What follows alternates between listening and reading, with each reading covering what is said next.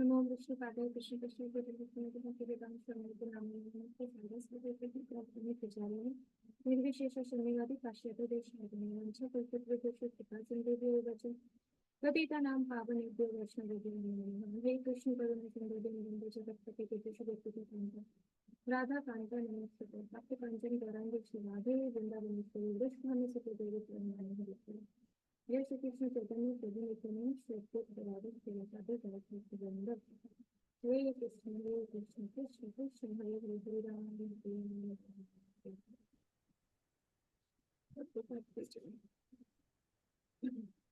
हरे कृष्ण। मैं PPT share कर रही हूँ, मुझे बताना जब आप सबको विजिबल हो जाएगी।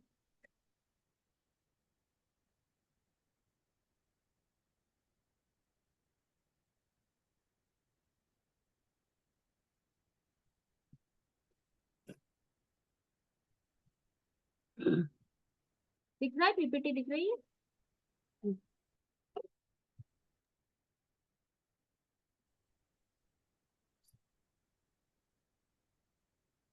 It's visible. Okay okay okay. मैं एक्चुअली ये ना मैं चैट खोल नहीं पाती हूँ, इसीलिए आप मुझे ना सीधा बोल दिया करो कि हाँ ओके तो मैं सुन लिया कर। मैं मेरे मोबाइल से एक बार ज्वाइन हो जाती हूँ, तो कुछ मैसेज हो तो मैं मोबाइल से देख सकती हूँ। इसमें अभी मैं पीपीटी का स्लाइड शो करूंगी ना तो दिखेगा नहीं मैसेज।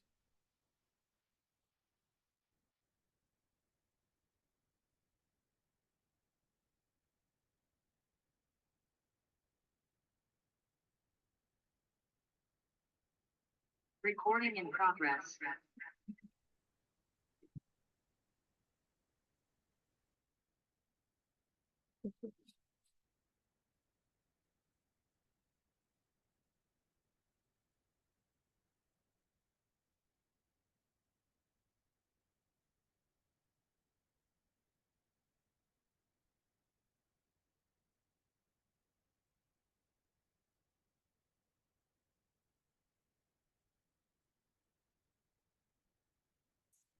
ओके हरे कृष्णा। तो आज का हमारा टॉपिक है फेमिनिज्म और प्रभुपाद का फेमिनिज्म के ऊपर क्या व्यू था। अभी फेमिनिज्म इतना बड़ा टॉपिक है कि हम लोग एक क्लास में नहीं ले सकते। ये जो बुक है मदर्स एंड मास्टर्स, उसमें आधा कंटेंट फेमिनिज्म के ऊपर है। तो अगर मैं अभी फेमिनिज्म एक क्लास में पॉसिबल नहीं है, लेकिन इसमें बहुत अलग अलग सब टॉपिक्स है कि फेमिनिज्म का रिजल्ट क्या है, फिर फेमिनिज्म अभी डिवोटीज के बीच में फेमिनिज्म कितना बढ़ रहा है।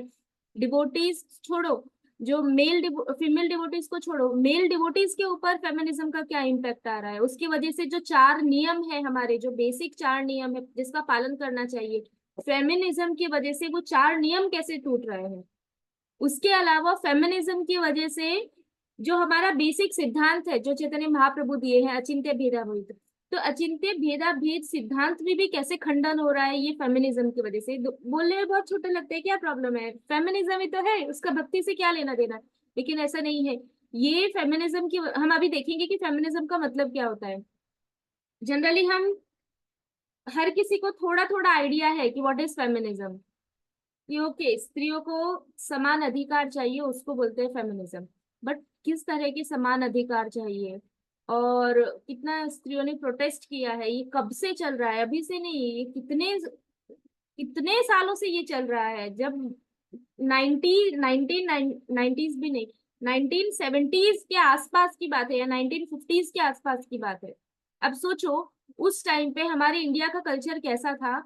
उस टाइम फॉरेन में ये फेमिनिज्म स्टार्ट हो चुका था और अभी तो बहुत कॉमन है इंडिया में। और अगर कोई ऐसा बोले कि फेमिनिज्म सही नहीं है तो तुरंत उसके ऊपर एक्शन हो जाता है। अभी ये ये क्लास के बाद ना हो कुछ तो अच्छा है लेकिन मैं रेफरेंस यही बोल रही हूँ, ये रेफरेंस बुक में दिया है, प्रभुपाद के रेफरेंसेस है, उसी के बेसिस पे हम बोलने वाले हैं। तो कंटेंट क्या है आज का। सबसे फर्स्ट कि फेमिनिज्म क्या है, फिर प्रभुपाद का फेमिनिज्म के ऊपर क्या व्यू है, प्रभुपाद क्या बोलते हैं फेमिनिज्म को लेके।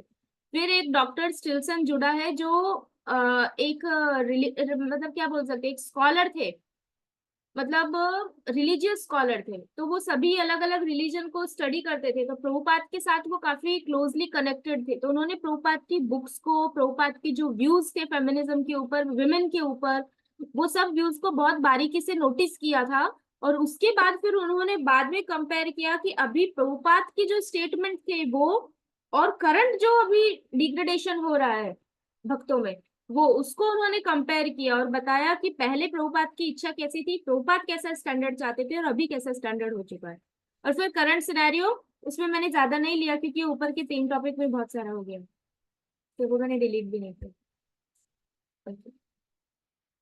ठीक है, सबसे पहले व्हाट इज फेमिनिज्म। तो गुरु महाराज जी बुक में बहुत अच्छी से डेफिनेशन बताते हैं, वो डेफिनेशन का एक एक पॉइंट हम लोगों को समझना है, क्योंकि हमें पता होना चाहिए ना, हम किसी को बोल रहे हैं कि स्त्रियों का राइट क्या है, स्त्रियों का स्वभाव क्या है, स्त्रियों को कैसे रहना चाहिए, और सामने वाला आपको फेमिनिज्म की बात करे, then you should also know कि व्हाट इज फेमिनिज्म। फेमिनिज्म को हिंदी में क्या बोलते हैं? नारीवाद। हिंदी में बोलते हैं उसको नारीवाद। तो सबसे फर्स्ट डेफिनेशन में क्या आता है फेमिनिज्म का? क्या बोलते हैं वो लोग? कि women are the victims of cruel male dominated society. मतलब फेमिनिज्म, जो लोग, जिन लोगों ने ये कंसेप्ट निकाला है फेमिनिज्म का, वो क्या बोलते हैं कि अब अभी तक जितनी भी स्त्रियां थी वो विक्टिम है। किसके?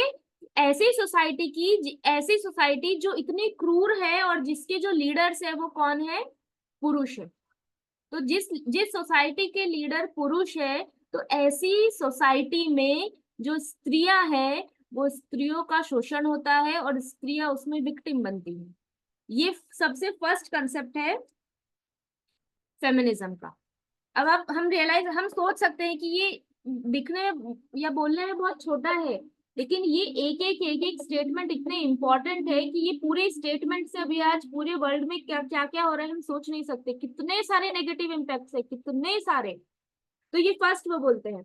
इसका मतलब क्या है कि जैसे सोसाइटी उन्होंने बोला है, मतलब जैसे घर, फेमिनिज्म के अकॉर्डिंग वो लोग क्या मानते हैं कि जैसे घर है, तो एक घर में एक पिता है, वो पुरुष है। तो जनरली घर में पिता होता है तो वही लीडर होता है, बट ऑब्वियस है। उसके बाद अगर मैरिड कपल है तो उसमें हस्बैंड लीडर होता है। लेकिन ये लोग क्या मानते हैं कि अगर घर है तो घर में पिता लीडर नहीं होना चाहिए। अगर पिता लीडर है और वो डोमिनेटिंग है तो उसमें विमेन जो है, स्त्रियों के ऊपर ये अत्याचार है। दूसरा, फिर अगर पति आपके हैं तो आपके पति भी पुरुष है, तो बाय डिफॉल्ट स्त्री का स्वभाव है पति की सेवा करना, शास्त्र वेदों के अनुसार। अब यहाँ पे भी वो लोग क्या बोलते हैं कि अगर हस्बैंड भी डोमिनेटिंग है, या तो फिर अपनी वाइफ को तुम ये करो तुम वो करो इस तरह का स्वभाव रखता है, तो उस केस में भी जो स्त्रियां हैं वो स्त्रियां बिचारी, वो लोग बोलते हैं बिचारी स्त्रियां, ऐसे केस में बेचारा बोलते हैं। और जब राइट्स लेने होते हैं उनको, बहुत सारी लीव्स चाहिए, ये सब होता है, तब कुछ नहीं। तो ऐसे केस में दे क्लेम, वो लोग क्लेम करते हैं कि जो हस्बैंड है वो भी अपनी वाइफ को डोमिनेट करता है, स्लेव की तरह रखता है, तो ये सब नहीं होना चाहिए। तो ये फर्स्ट फेमिनिज्म की डेफिनेशन है कि वो लोग ये मानते हैं कि जहां पे भी सोसाइटी में एक लीडर पुरुष होगा तो वहां पे स्त्रियों का शोषण होगा ही होगा, और वहां पे जो स्त्रियां है वो विक्टिम बनेगी, हर बार विक्टिम बनेगी। ये उनका फर्स्ट कंसेप्ट है, फर्स्ट डेफिनेशन। दूसरी, उनका दूसरा, वो लोग क्या बोलते हैं फेमिनिज्म का दूसरा डेफिनेशन? जितने भी पुरुष है वो सारे पुरुष दोषी है। उनके हिसाब से कोई भी प्रॉब्लम हो उसमें दोषी कौन है हमेशा? फेमिनिज्म के अकॉर्डिंग बता रही है, जो एक प्रॉपर स्त्री है, जो शास्त्रों को जानती है, जो अपने कर्तव्य को जानती है, ड्यूटी को जानती है, वो कभी ऐसा नहीं बोलेगी। लेकिन जो स्त्रियां सिर्फ स्त्रीवाद को लेके है, सिर्फ नारीवाद को लेके है, वो हमेशा यही मानेंगी कि गलती किसकी है? पुरुष की। तो ये फेमिनिज्म का एक गुण है। अगर कोई स्त्री ऐसी है जिसको हमेशा पुरुषों की गलती दिखती है, घर में पति की गलती, पिता की गलती, भाई की गलती, समाज में इसकी गलती उसकी गलती, मतलब पुरुष ही हमेशा हमेशा, कितनी सारी ऐसी स्त्रियां हैं जिनका जीवन यही इसी में चला जाता है। यहाँ पे ये व्यक्ति ने ऐसा किया, ये पुरुष ने ऐसा किया, वो पुरुष ने ऐसा किया, इसको बचाओ, ये करो, वो, ये सब में उनकी पूरी लाइफ चली जाती है। तो उन लोगों का एक कंसेप्ट क्या है कि जितने भी पुरुष है वो सभी दोषी है। जैसे फॉरेन कंट्री में क्या है, वहां पे रूल है कि अगर वाइफ ने कंप्लेन कर दिया, या कंप्लेन भी छोड़ो, अगर बाहर पुलिस को हल्का सा लगा भी कि ये मेल जो है घर में, ये जो पुरुष जो है वो डोमिनेटिंग है और थोड़ा भी गुस्से वाला है, ऐसा है, तो तुरंत वो व्यक्ति को पुलिस बिना किसी कंप्लेन के पकड़ के ले जाए। और अगर वाइफ को ऐसा लग रहा है या किसी और लेडी को घर में ऐसा लग रहा है कि इस घर का जो जेंट्स है वो गुस्से वाला है, डोमिनेटिंग है, या कभी डांट दिया ऐसा कुछ, और अगर वो कंप्लेंट फाइल करती है, तो उनको बिना कुछ पूछे, कुछ उनको पूछा नहीं जाएगा, बिना कुछ पूछे डायरेक्ट उनको जेल में डाल दिया जाता है पुलिसों को, और उस लाइफ इम्प्रिजनमेंट है उनका मतलब। और ये किस लिए? क्योंकि इन फेमिनिज्म में ये एक डेफिनेशन आती है कि सारे जो पुरुष होते हैं वो दोषी होते हैं। तो ये एक फेमिनिज्म है। अब देखो, हमारे इंडिया में कैसा था, ऐसा नहीं है कि जेंट्स को गुस्सा नहीं आता, जेंट्स को गुस्सा आता है, बाय डिफॉल्ट गुस्सा आता है, स्वाभाविक है गुस्सा आना। क्यों? क्योंकि पुरुष का शरीर अलग है, स्त्री का शरीर अलग है, पुरुष के इमोशंस अलग है, स्त्रियों के इमोशंस अलग है। अब जब इमोशंस अलग है, तो आपका जो नेचर है, स्वभाव है, वो भी अलग होगा। तो अब स्वभाव आपका अलग है। अब कोई पुरुष है, वो पूरा दिन बाहर जॉब करता है, बाहर काम करता है, उसके पास फाइनेंशियल रिस्पॉन्सिबिलिटीज होती है। हमें सिर्फ घर का कार्य करना है, घर का कार्य करके जो जो चीजें घर में है उसमें से हमें कुकिंग करना है, घर क्लीन करना है, लेकिन घर को संभालना, पैसे लाना, हर एक नीड पूरी करना, उसका जो मेंटल स्ट्रेस होता है वो जेंट्स करते हैं। तो अगर ऐसे केस में जेंट्स गुस्सा भी कर देते हैं कुछ भी, तो ये शास्त्र में बोला है कि एक स्त्री को इतना हम्बल टॉलरेंट होना चाहिए कि वो अपने पति की पर्टिकुलर अवस्था समझ के, उनकी कंडीशन समझ के रेसिप्रोकेट करे। ऐसा बोलते हैं, प्रभुपाद बताते हैं कि जब घर हस्बैंड बाहर से आता है तो स्त्री को तो घर में कितनी भी प्रॉब्लम हो, ऐसा नहीं कि हस्बैंड ने घर का दरवाजा खोला और हम खोलते ही सीधा, हाँ आज तो ये हुआ, वो हुआ, ये हुआ, मैं इतनी दुखी हूँ, मुझे ये हुआ, चोट लग गई, ये हो गया, वो हो गया। वो बेचारा बाहर से फ्रस्ट्रेट होके आया है, वो घर में एंटर नहीं हुआ, उसको पानी नहीं दिया, उसको प्रसादम नहीं दिया, सेवा नहीं की, फ्रेश नहीं हुआ, और सीधा हमने बोलना स्टार्ट कर दिया। तो ऐसे केस में गुस्सा आना स्वाभाविक है। पहले भी हुआ करता था इंडिया में, because we all are Indians, हम इंडियंस हैं। हम ये क्यों ये टॉपिक पढ़ रहे हैं? हम यहाँ पे ऐसा नहीं है कि कोई स्त्रियों के अगेंस्ट है या पुरुषों के अगेंस्ट है, नो, ऐसा कोई कंसेप्ट नहीं है। प्रभुपाद ने सोल लेवल पे सभी को समान दिया है, सभी को सेम भक्ति के सिद्धांत दिए हैं, और हर हर एक स्त्री, इवन कलयुग में स्त्रियों की ज्यादा संभावना है भगवान को प्राप्त करने की, यहाँ तक शास्त्र में बोला गया है। चैंटिंग करना, रीडिंग करना, हर चीज में इक्वालिटी, ये सब चीजों में इक्वालिटी है। लेकिन जहां आपकी ड्यूटीज आती है वहां पे इक्वालिटी नहीं है। ड्यूटी के केस में इक्वालिटी नहीं हो सकती, आपके फिजिकल लेवल पे इक्वालिटी नहीं हो सकती, इमोशनल लेवल पे इक्वालिटी नहीं हो सकती, आपके वर्क में इक्वालिटी नहीं हो सकती, और वो नेचुरल नहीं है, वो फिर आर्टिफिशियल है। तो ये प्रभुपाद बताते हैं कि ऐसे स्त्रियों को होना चाहिए। इसीलिए हम ये पढ़ रहे हैं, ताकि अगर हमारे मन में सूक्ष्म रूप से अभी की मॉडर्न एजुकेशन के को लेके भी कहीं ना कहीं ये फेमिनिज्म होता है, और अगर ये फेमिनिज्म है, तो ये गारंटी है कि ये आपके कृष्ण भक्ति में बाधा बनेगा। हम यहाँ पे मेन कृष्ण को प्राप्त करने के लिए हमने ये टॉपिक लिया है, ताकि हमारी भगवत भक्ति में ये सारे टॉपिक बाधा ना बने। तो ये सेकंड पॉइंट था कि सभी, ये फेमिनिज्म का दूसरा मतलब क्या है कि सारे पुरुष जो है वो दोषी है, गलती पुरुषों की ही होती है, ये सेकंड पॉइंट।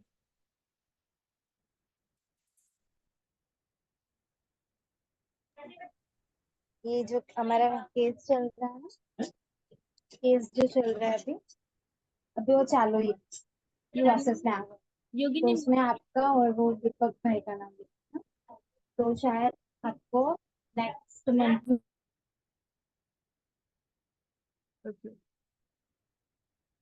थर्ड डेफिनेशन क्या है?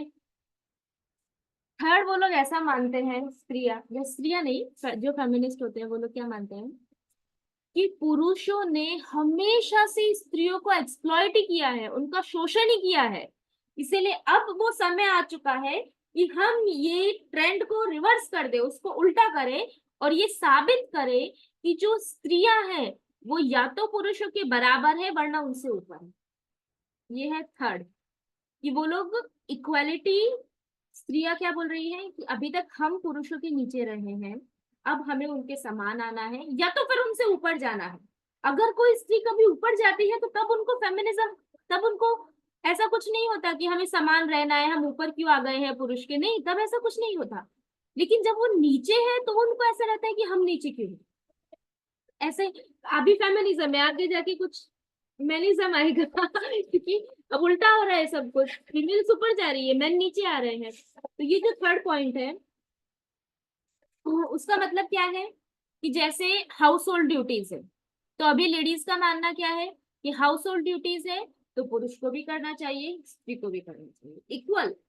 क्योंकि अभी ट्रेंड चेंज करना है, पहले क्या था, पुरुष बाहर करते थे, स्त्री घर में करती थी, अभी क्या है, घर में भी दोनों करे, बाहर भी दोनों करे। क्योंकि अगर बाहर स्त्री नहीं करेगी तो स्त्री क्या होगी, लो क्वालिटी की, क्वालिटी तो नहीं बोल सकते बट लो ग्रेड की वाइफ होगी। ऐसा तो उनकी इच्छा है कि स्त्री बाहर भी काम करे, और स्त्रियों की इच्छा क्या है कि पुरुष घर में, मैं बाहर काम करती हूँ तो मेरे हस्बैंड घर में हेल्प क्यों नहीं करते, मेरे हस्बैंड को भी घर का काम करना चाहिए। तो ये एक मेंटालिटी आती है। उसके बाद बच्चों की देखभाल, अभी ऐसे ऐसे केस आ रहे हैं जिसमें स्त्रियां ये डिमांड करती है कि ठीक है, हमें क्यों बच्चे पाले, बच्चे पुरुष के भी है, हमारे हस्बैंड के भी है, तो वो भी पाले, अगर हम कर रहे हैं तो वो भी करे। पहले ऐसा नहीं हुआ करता था। पहले क्या था, पहले मतलब अभी तक भी इंडिया में मैक्सिमम, काफी हद तक तो फेमिनिज्म इंडिया में भी अभी नहीं है, बट आ रहा है, बहुत स्पीड से आ रहा है। तो स्त्रियों को पता है कि उनकी ड्यूटी है नर्चर वाली, नर्चर करना मतलब उनका, उनको बच्चों को पालन करने की रिस्पॉन्सिबिलिटी, उनकी देखभाल करने का, उनको केयर करने का, ये किसका कार्य है, ये पुरुष का कार्य नहीं है। पुरुष तो बाहर जाएगा, अर्न करेगा, बेसिक नीड्स, फाइनेंशियल नीड्स पूरी करेंगे, सपोर्ट रहेगा हस्बैंड का, लेकिन पूरा दिन बच्चे के साथ तो माँ होती है ना, तो माँ का कार्य है कि बच्चे की केयर करे। लेकिन अभी फेमिनिज्म में ये डिमांड भी है कि बच्चा हस्बैंड भी संभाले। तो सोचो आपकी किस हद तक डिग्रेडेशन हो रहा है। इसकी वजह से इतने सारे प्रॉब्लम्स आ रहे हैं, फिर रिलेशनशिप्स में प्रॉब्लम आता है, फिर डाइवोर्स हो जाता है, फिनिश, खत्म। अब दूसरा एक पॉइंट है कि यहाँ पे किसकी बात की है, इक्वालिटी की। यहाँ क्या बोला है कि prove that women are equal, मतलब वो क्या साबित करना चाहते हैं कि स्त्रियां जो है वो पुरुष के समान है। लेकिन अगर हम देखें तो स्त्री और पुरुष में अगर कुछ सिमिलैरिटी है तो वो बहुत कम है, लेकिन डिफरेंसेस जो है वो बहुत सारे हैं, जो ये प्रूव करते हैं कि main and women can never be equal, वो कभी इक्वल हो ही नहीं सकते। जैसे इमोशनल लेवल, शास्त्रों में क्या बताया है कि स्त्रियां जो होती है वो ज्यादा इमोशनल होती है। इमोशनल इन द सेंस, कोई जेंट्स को आप कुछ बोल दो वो थोड़ी देर में भूल जाएगा, कुछ इतना नहीं। आपने किसी लेडीज को हम खुद को एनालाइज कर सकते हैं, कुछ बोल दिया तो 2 दिन तक जब तक वो बात क्लियर नहीं होती है या वो हम भूलते नहीं है, तब तक हमारे मन की किसी कोने में वो चलता ही रहता है। We are so much emotional, क्योंकि हमारी बॉडी ऐसी ही बनी है, भगवान ने हमारा स्वभाव ऐसा ही दिया है। हम अपने स्वभाव के विपरीत नहीं जा सकते, हम कितना भी ट्राई करें, कितनी भी कोशिश करें, लेकिन हमें हमारे नेचर के अकॉर्डिंग ही रहना है। नेचर के विरुद्ध जाके हम रह ही नहीं सकते, वो सब आर्टिफिशियल हो जाएगा। अभी सब आर्टिफिशियल है, आर्टिफिशियल इंटेलिजेंस, अभी आर्टिफिशियल नेचर, आर्टिफिशियल ह्यूमंस, सब कुछ आर्टिफिशियल हो गया है। तो ये नेचर नहीं है। इमोशन के लेवल पे जो पुरुष है वो कठोर हृदय वाले होते हैं, स्त्रियां जो है they are soft hearted, soft hearted होती है। पुरुष जो तपस्या कर सकते हैं, स्त्रियां वैसी तपस्या नहीं कर सकती। उसके बाद आता है फिजिकल लेवल। फिजिकल लेवल पे भी स्त्रियों का जो फिजिकल कैपेसिटी है और पुरुष का जो फिजिकल कैपेसिटी है, इट इज डिफरेंट। उसमें कोई डिनाई नहीं कर सकता कि जितना हैवी वर्क एक जेंट्स कर सकते हैं उतना लेडीज कर सके, नहीं कर सकते। अब अगर आप उसको इमिटेट करने की कोशिश कर रहे हो कि हम भी इमिटेट करेंगे, हम ये डिफेंस में जाएंगे, ये करेंगे, तो वो नेचुरल है ही नहीं। आर्टिफिशियल चीजें बहुत ज्यादा, बहुत लॉन्ग टर्म तक चलती ही नहीं है, वो आपके नेचर के विरुद्ध है। और नेचर के विरुद्ध जाने का रिजल्ट एक ही होता है कि you will not feel the pleasure. आपको जो अपने स्वभाव में कार्य करने में आनंद आएगा, वो आनंद आपको आर्टिफिशियल चीज में नहीं आएगा, कभी नहीं आएगा। जैसे अगर कोई स्त्री घर का कार्य कर रही है, उसको जो आनंद आ रहा है वो आनंद उसको बाहर के कार्य करने में नहीं आएगा। उसको यही होगा कब जॉब खत्म हो और मैं घर जाऊं, कब जॉब खत्म हो और मैं घर जाऊं, यही होगा लेडीज को। जैसे प्रोपात उदाहरण देते हैं कि एक मछली है, मछली का स्वभाव क्या है, पानी में रहना। अभी आप उसको पानी के बाहर निकाल के डाल दो तो वो उसका नेचर नहीं है वहां पे रहना, तो वो नहीं रह पाएगी। वैसे ही स्त्रियों का जो स्वभाव है, अगर आप उसके अनुसार रहोगे, अपने स्वभाव के अनुसार, then mentally, emotionally, physically you will be very peaceful. और वो पीस के साथ फिर आप भजन करो तो आपका भजन होगा। वरना आप बाहर का भी करोगे, आप सोच रहे हो मैं घर का भी करूंगी बाहर का भी करूंगी, उसमें आपका मेंटल पीस डिस्टर्ब होगा ही होगा। जो भी वर्किंग है वो लोग बहुत अच्छे से जान सकते हैं, इसीलिए। तीसरा है इंटेलिजेंस लेवल। स्त्रियों का और पुरुष का इंटेलिजेंस लेवल भी अलग होता है। अभी साइंटिस्ट ने बताया है कि ब्रेन सब्सटेंस जो है वो पुरुषों का और स्त्रियों का बहुत ज्यादा डिफरेंट नहीं है, ऑलमोस्ट सेम है, वो लोग ऐसा बोलते हैं। बट इंटेलिजेंस जो होती है वो, ये brain substance is different thing और इंटेलिजेंस इज डिफरेंट थिंग। ये ब्रेन तो क्या है, एक स्थूल वस्तु है। आप ये यहाँ से काटो, वो ब्रेन को निकाल के रख दो, तो वो ब्रेन तो निकल जाएगा, उसका तो कुछ नहीं है। लेकिन जो इंटेलिजेंस वर्ड है, शास्त्र में क्या बताया, इंटेलिजेंस का मतलब होता है बुद्धि। वो बुद्धि सूक्ष्म होती है। बुद्धि को आप देख नहीं सकते कि ये यहाँ मगज में इतना जो पोर्शन है उसमें ही आपकी बुद्धि है, नहीं, ऐसा नहीं होता। जब हम शरीर छोड़ते हैं तो ये जो ब्रेन है वो यही रह जाता है, यही बॉडी में। लेकिन हमारी सोल के साथ दूसरी बॉडी में मन, बुद्धि, अहंकार ट्रैवल होते हैं। तो ये मन, बुद्धि, अहंकार साथ में जाते हैं। कोई व्यक्ति नेक्स्ट बर्थ में बचपन से इतना इंटेलिजेंट होता है, उसके पिछले जन्मों से वो सारे के सारे जो उसके संस्कार है वो आते हैं। तो इसलिए जो इंटेलिजेंस की शास्त्र में बात की है वो ब्रेन की बात नहीं की है। वो क्या बात की है कि किसी दो वस्तुओं में भेद करना, कि क्या सही है क्या गलत है, ऐसी चीजों में भेद करना, उसको इंटेलिजेंस बोलते हैं। ये बुद्धि का कार्य है, दो वस्तुओं में भेद करना, फिर कौन सी वस्तु सही है और वो वस्तु को करना, इसको बोल ये कार्य है बुद्धि का। तो ये जो बुद्धि है वो स्त्रियों में कंपैरेटिवली पुरुष के कम होती है। और ये कोई क्या बोलते हैं, ऐसी शर्म की बात नहीं है कि हमें बुद्धि कम है। भगवान ने ऐसा मैंने बहुत सारी चीजें जो हम स्त्रियों को भगवान ने एक्स्ट्रा दिया है, जो पुरुष के पास नहीं है। लेकिन इंटेलिजेंस का जो कार्य, क्योंकि बुद्धि का कार्य क्या था कि आप शास्त्र अध्ययन करो, शास्त्र अध्ययन करके, शास्त्र अध्ययन करना, भगवत प्राप्ति करना। लेडीज की भगवत प्राप्ति उसके पति के साथ ही हो जाती थी। वो सिर्फ घर का कार्य करती थी, पति की सेवा करती थी, पति अपनी बुद्धि यूज करके शास्त्र अध्ययन करते थे, भगवान को कैसे प्राप्त करना है उसकी सारी विधियों का पालन करते थे, यज्ञ करते थे, और स्त्रियों को ऑटोमेटिकली वही अपने पति की गति मिल जाती थी। इसलिए बहुत मगज दौड़ाने की जरूरत नहीं थी कि क्या करना चाहिए क्या नहीं करना चाहिए। तो इंटेलिजेंस लेवल लेडीज का कम होता है कंपेरेटिवली पुरुष के। इसलिए उनको क्या बोला जाता है कि दे आर लाइक चाइल्ड, बच्चों की तरह होती है स्त्रियां। आपसे हमसे कोई थोड़ा सा प्यार से बात करता है, ठीक है ये तो बहुत अच्छा है। कोई थोड़ा सा अच्छे से बोलते हैं, ये माता जी तो बहुत अच्छी है, आज उन्होंने ऐसा बोला, अगले ही दिन उन्होंने कुछ बोला तो तुरंत ये तो अच्छी नहीं है, इन्होंने ऐसा किया। ये क्यों? क्योंकि हम डिफ्रेंशिएट नहीं कर पा रहे हैं। हम पर्टिकुलर वो मोमेंट पे जो देखा उसके हिसाब से हमने कंक्लूजन निकाल दिया। जैसे बच्चे होते हैं, बच्चे को कोई भी थोड़ा मोहित करे तो बच्चे मोहित हो जाते हैं। लेकिन ऐसा ही स्त्रियों का है, स्त्री को कोई प्रेम से थोड़ा मोहित करे, स्त्रियां मोहित हो सकती है। क्यों? क्योंकि वो इमोशनल लेवल में बहुत हाई होती है। हाई इन द सेंस कि वो बहुत ज्यादा इमोशनल होती है, और इंटेलिजेंस लेवल में कम होती है। तो इसीलिए इंटेलिजेंस अगर हम देखें तो भी डिफरेंस है पुरुष में और स्त्रियों में। उसके बाद आता है फिजिकल, हो गया। फिर रिलीजियस पॉइंट ऑफ व्यू, धार्मिक तौर पे भी देखा जाए तो स्त्रियों में और पुरुषों में बहुत अंतर है। सारे कार्य जो पुरुष भक्ति में कर सकते हैं वो स्त्रियां कुछ कुछ नहीं कर सकती। जैसे ऑर्डर के अंदर से वह स्त्रियां नहीं कर सकती। अब उनको, वो भले ही कितने भी हाई लेवल की डिवोटी हो, लेकिन वो अपने घर में डिटी वर्शिप कर सकते हैं, लेकिन वो टेम्पल के अंदर डिटी वर्शिप नहीं कर सकती, स्पेशली इन इंडिया। प्रभुपाद बोले इंडिया में तो नहीं। फिर स्त्रियों को सेक्रेड थ्रेड, जिसको बोलते हैं जनेऊ, जब ब्राह्मण बन, जैसे ब्राह्मण में ब्राह्मणों को दिया जाता है, स्त्रियों को नहीं दिया जाता वो चीज। उसके बाद स्त्रियों के बहुत सारे रेस्ट्रिक्शंस होते हैं कि टेम्पल जा सकती हैं नहीं जा सकती हैं, तो कितने सारे डिफरेंसेस है। बट फिर भी क्या बोला है प्रभुपाद ने कि ये सब ना करते हुए भी अगर स्त्रियां घर पे भी है फिर भी वो कलयुग में उनको बेनिफिट है। क्यों? क्योंकि लेडीज जो होती है वो बाय डिफॉल्ट, स्त्रियों में जो रिलीजियस टेंडेंसी होती है भगवान को मानने की या भगवान के ऊपर श्रद्धा रखने की, वो कंपेरेटिवली काफी हाई होती है पुरुष की। क्योंकि पुरुष क्या होते हैं, आर्ग्यूमेंट, क्योंकि बुद्धि इंटेलिजेंस है ना, इंटेलिजेंस का कार्य क्या है, डिफरेंशिएट करना, तर्क करना। तो पुरुष को आप बोलो भगवान है कृष्ण है, वो 10 तर्क आपके सामने रखेंगे। और जनरली आप लेडीज को बोलो तो लेडीज कैसी होती है, गांव की लेडीज को आप बोलो भगवान की, ये भगवान की सेवा है, ये भगवान का है, आप करो, कभी ये नहीं कि नहीं करना, ये नहीं भगवान नहीं होते, हम तो नास्तिक है, हम नहीं मानते, कभी ऐसा कुछ नहीं लेडीज बोलती।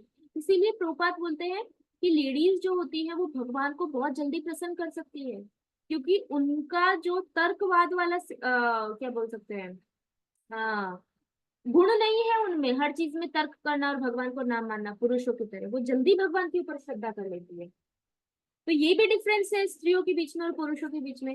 फिर भी हम बोलते हैं कि सब सेम है, और बहुत सारे हैं, ये कुछ कुछ मैंने बोले हैं। इसका एक बहुत खराब रिजल्ट है इक्वालिटी का, जो ये पॉइंट में क्या बोला है कि आ, ये प्रूव करना है कि विमेन जो है वो पुरुष मेन के इक्वल है। इसका एक सबसे खराब इम्पैक्ट क्या है कि इलिसिट रिलेशन है। इलिसिट का मतलब क्या होता है, अधार्मिक, जो धर्म के अनुसार नहीं है।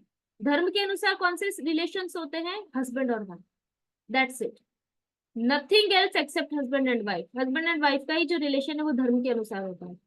लेकिन जब इक्वालिटी की बात आती है तो तब क्या होता है, हम ये बोलते हैं कि हम पुरुषों के समान हैं, तो हर वो कार्य करते हैं जब जो पुरुष करते हैं। अब पुरुष जो कर रहे हैं उनके कार्य करने के लिए हमें उनके एरिया में जाना पड़ेगा।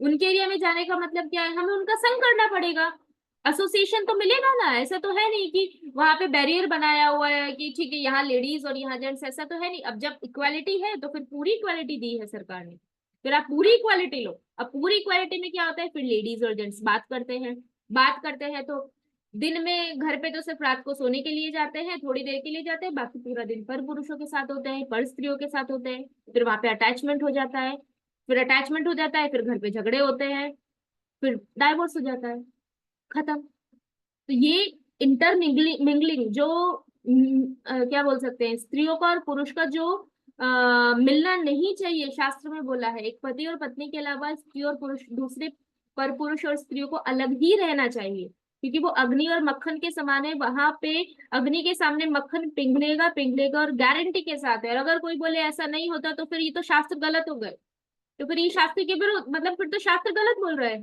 लेकिन होता ही है, चाहे सूक्ष्म लेवल पे ही क्यों ना हो, ग्रॉस लेवल पे सबका नहीं हो, बट अंदर से सूक्ष्म स्तर पे तो होता ही है।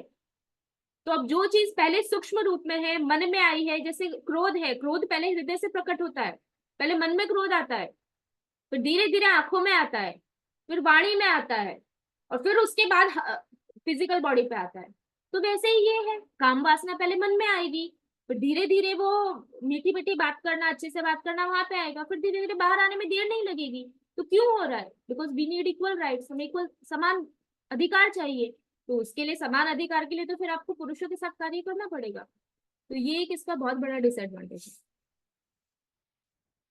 इसलिए जो लोग डिवोटी है उनको एटलीस्ट जॉब करें, स्टडी करें, कुछ भी, ये चीज ध्यान रखनी चाहिए कि एसोसिएट विद ओनली फीमेल्स। जो फीमेल्स है उनके, उनका ही संग करो, मेल का, पुरुषों का संग करो ही मत। ये मत सोचो कभी भी कि हम भक्ति कर रहे हैं भगवान हमारी रक्षा करेंगे, ऐसा कभी मत सोचो।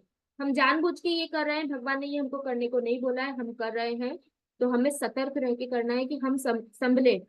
क्योंकि भक्ति में भी हम शुद्ध भक्त नहीं है, हमारे मन में कभी भी गलत विचार आ सकता है, और आता ही होगा 110%। तो वो गलत विचार आना भी सही नहीं है, गलत विचार आने से भी हमारा जो पतिव्रता का धर्म है वो नष्ट हो जाता है।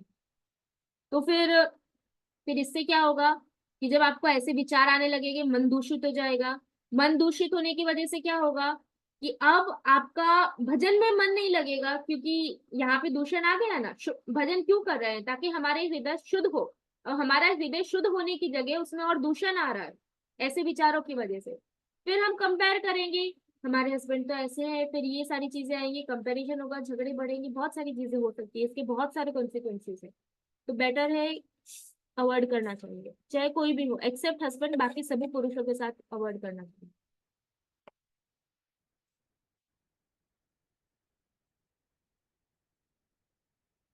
मैं इसको बंद कर देती हूँ।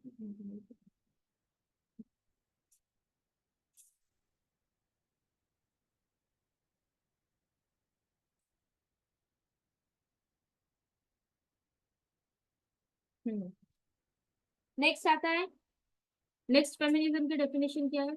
Sorry, women should not be bound by past social, religious और legal restrictions। मतलब स्त्रियों के ऊपर किसी भी प्रकार का, चाहे वो सामाजिक हो, चाहे वो धार्मिक हो, चाहे वो लीगल हो, किसी भी प्रकार का रेस्ट्रिक्शन या उन पे रोक टोक नहीं लगानी चाहिए। ये फेमिनिज्म का चौथी डेफिनेशन है।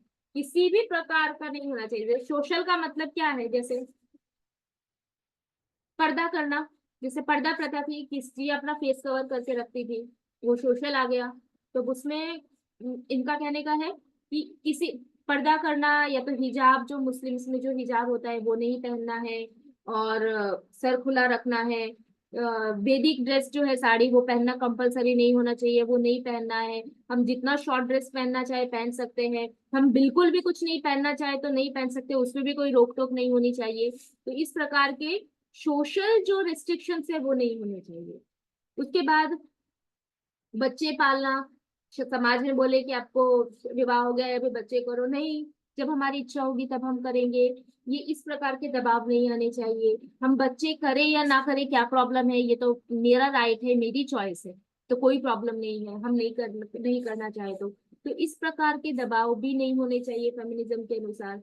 उसके बाद किसी पर पुरुष के साथ, क्योंकि समाज में रहने, समाज का कैसा होता है कि आप किसी स्त्री से, दूसरी स्त्री से बात करो, दूसरे पुरुष के साथ बात करो, तो समाज में लोग गलत सोचते हैं, क्योंकि वो स्वाभाविक है, इंडिया में स्वाभाविक है, क्योंकि वो गलत है तो वो लोग सोचेंगे। तो स्त्रियों को ऐसा है कि कोई ये भी ना सोचे, वो जिससे चाहे बात करना चाहे, जैसा पहनना चाहे वैसा पहन सके, जहां जाना चाहे वहां जा सके, उसके ऊपर कोई रेस्ट्रिक्शन, सोशल रेस्ट्रिक्शन नहीं होने चाहिए। उसके बाद पति के साथ रहना हो या ना रहना हो, वो इंडिपेंडेंट चॉइस होनी चाहिए। तो वो अपने हस्बैंड के साथ रहना चाहती है या नहीं रहना चाहती है, रहना चाहती है तो ओके, नहीं रहना चाहती है तो समाज का दबाव नहीं होना चाहिए कि उसको हस्बैंड के साथ ही रहना है। उसके बाद अ, अपने जो इन लॉज है, ससुराल वालों की सेवा करना, उसका कोई दबाव नहीं होना चाहिए। क्यों? अभी न्यूक्लियर फैमिली हो गई है, बस दो हस्बैंड वाइफ और एक बच्चा, या तो फिर बच्चा नहीं तो एक कुत्ता, बस तीन लोग, फिनिश। तो उसमें कोई ऐसी सास ससुर की सेवा करने का कोई जवाबदारी नहीं होनी चाहिए। तो ये सारे लेडीज को क्या लगते हैं? Social restrictions. तो दे वांट कि ये सोशल रिस्ट्रिक्शंस नहीं होने चाहिए। दूसरा, रिलीजियस रेस्ट्रिक्शन। रिलीजियस रेस्ट्रिक्शंस का मतलब क्या है? मुझे जितना मैं सोच पाई उतना मैंने लिखा है, बाकी बहुत सारे हो सकते हैं। जैसे मेंस्ट्रुएशन के टाइम पे, पीरियड्स के टाइम पे मंदिर नहीं जाना, ये इतना बड़ा टॉपिक है कि लेडीज को इससे भी प्रॉब्लम है। और अगर इसमें ऐसा बोलते हैं कि शास्त्रों में बोला है, तो फिर वहां पे उनका फेमिनिज्म आ जाता है कि शास्त्र में तो बताया है स्त्रियों को दब के रहना है, ये करना है। तो रिलीजन, क्यों मैंने पीरियड्स के टाइम पे मंदिर नहीं जाने, उसके बहुत सारे रीजंस है। और आपको 4 दिन की बात है, 4 दिन आप नहीं जा रहे हो तो क्या हो गया? पूरे महीने कौन सा जाते हो? या पूरे महीने जाते हो कि वो 4 दिन नहीं जाओगे तो कोई प्रॉब्लम हो जाएगा? घर पे करो, भजन करना है घर पे कर सकते हैं, लेकिन क्योंकि उनको ये 4 दिन में ही नहीं जाने दे रहे हैं, इसीलिए उनको इसी से प्रॉब्लम है। तो ऐसे रिलीजियस रिस्ट्रिक्शंस भी वो लोग नहीं चाहते। स्त्री चाहे जब मर्जी जहां चाहे वो जा सकती है। तो जिस मंदिर में, अब जैसे एक एग्जांपल है, साउथ का एक मंदिर है, मैं उसका नाम भूल गई, किसी को पता हो तो मुझे बताना। वहां पे ओनली जेंट्स अलाउड है। और जेंट्स भी अगर बहुत सारे ऐसे हैं जिनको अंदर जाने का मौका मिलता है और वो लोग वहां पे सेवा कर सकते हैं, उनको काफी टाइम तक उनको नंगे पांव रहना पड़ता है और फुल ब्रह्मचर्य का पालन करना पड़ता है, मानसिक शारीरिक हर तरीके से, तब वो लोग, और उनको देखा जाता है वो कर रहे हैं या नहीं, तब वो लोग एलिजिबल होते हैं टेम्पल पे जाने के लिए। अब वो टेम्पल में लेडीज अलाउड नहीं है, बट अभी लेडीजों ने वो भी नहीं छोड़ा। पूरे इंडिया के, पूरे वर्ल्ड के करोड़ों मंदिर हैं, लेकिन वो एक मंदिर में जहां उनको परमिशन नहीं है, वो वहां के लिए केस लड़ रहे हैं कि हमें यहाँ जाने दो।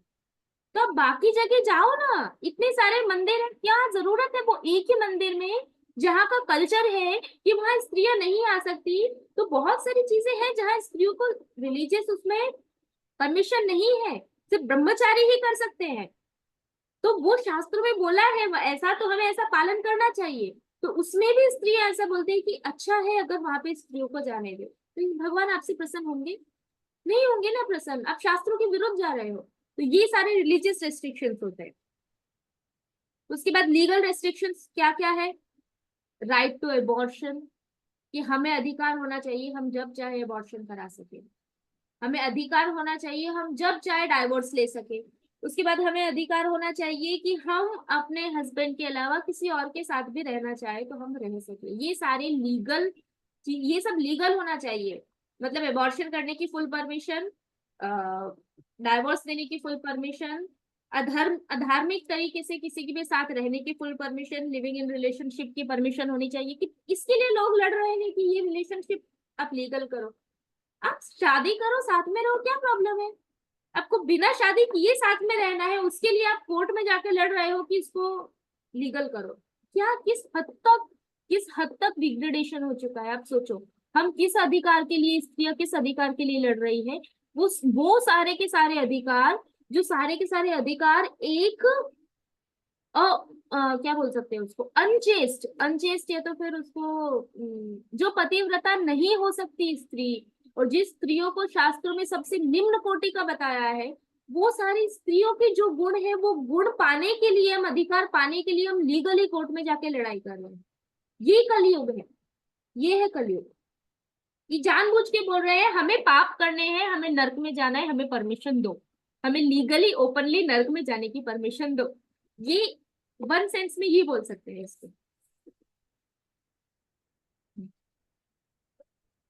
उसके बाद नेक्स्ट, पांचवी डेफिनेशन क्या है? कि उनको ऐसा है कि उनकी पहचान किसी भी पुरुष की वजह से नहीं होनी चाहिए, पहचान खुद की वजह से होनी चाहिए कि हाँ ये स्त्री ने ऐसा किया, ये इसकी पहचान है। लेकिन ये पुरुष ने ऐसा किया और ये उसकी पत्नी है, तो ये उनके लिए शर्म की बात है कि उनकी आइडेंटिटी किससे है? पति की वजह से, या तो उनकी आइडेंटिटी पिता की वजह से। नहीं, उनकी पहचान किसी भी पुरुष की वजह से नहीं होनी चाहिए, वो चाहते हैं कि उनकी पहचान खुद की वजह से है। ये फेमिनिज्म की पांचवी डेफिनेशन है। अब सोचो, जब शास्त्र में कितना सुंदर है कि स्त्री की पहचान उसके पति से होती है, और वो स्त्री के लिए इतने गर्व की बात है, इतने गर्व की बात है कि हम हमारे पति के नाम से आइडेंटिफाई किए जा रहे हैं। जैसे एक शिष्य की पहचान उनके गुरु होते हैं, वैसे ही एक क्या बोल सकते हैं, भक्त की पहचान भगवान होते हैं। वैसे ही पत्नी की पहचान उसके पति होते हैं, और अनमैरिड है तो उनकी पहचान उनके पिता होते हैं। तो ये बहुत अच्छी चीज है कि हम हमारी पहचान ना करके, हम हमसे हायर जो है, हम उनकी पहचान से हमारी पहचान बन रही है। शास्त्र में बोला है हस्बैंड गुरु है। तो अगर हस्बैंड की पहचान है और उससे उससे आप आइडेंटिफाई हो रहे हो, तो that is very glorious for you. वो तो हमारे लिए अभिमान की बात होनी चाहिए, पॉजिटिव अभिमान। यस, ऐसा होना चाहिए। बट अभी देखा जाता है कि हस्बैंड वाइफ में भी ऐसा है कि अगर हस्बैंड ज्यादा आइडेंटिफाई हो रहा है, वाइफ नहीं हो रही है, तो जेलेसी होती है। ये तो बहुत हायर लेवल का हो चुका है अभी, कि पत्नी को पति से जेलेसी होती है और पति को पत्नी से होती है। पति को क्यों हो रही है पत्नी से? क्योंकि पत्नी उनकी फील्ड में जा रही है, तो जेलेसी होगी। अभी पत्नी अपना घर का कार्य करे, अच्छा अच्छा कुकिंग करे, परफेक्टली घर मैनेज करे, तो हस्बैंड कभी बोलेगा कि अरे मुझे तुमसे जेलेसी हो रही है क्योंकि तुम बहुत अच्छा घर का काम कर रही हो? कभी नहीं बोलेंगे। अभी कितनी सारी मूवीज में ये चीज दिखाते हैं कि हस्बैंड वाइफ के बीच में ये जेलेसी वाला कंटेंट आ जाता है कि अगर वाइफ ऊपर बढ़ती है तो क्यों? ये स्वाभाविक है कि ऊपर रहने की पोजीशन बाय डिफॉल्ट भगवान ने पति को दी है। पति गुरु है, वो ऊपर रहेंगे ही। आप उनको लांग के ऊपर जाने की कोशिश करोगे तो हस्बैंड कोई शुद्ध भक्त तो है नहीं, वो भक्त भी नहीं है। अगर मान लो अभक्त है, तो उनमें ये सारे दोष है, तो वो बाहर आएंगे। तो ये एक पांचवी डेफिनेशन है फेमिनिज्म की, बताते हैं गुरु महाराज जी।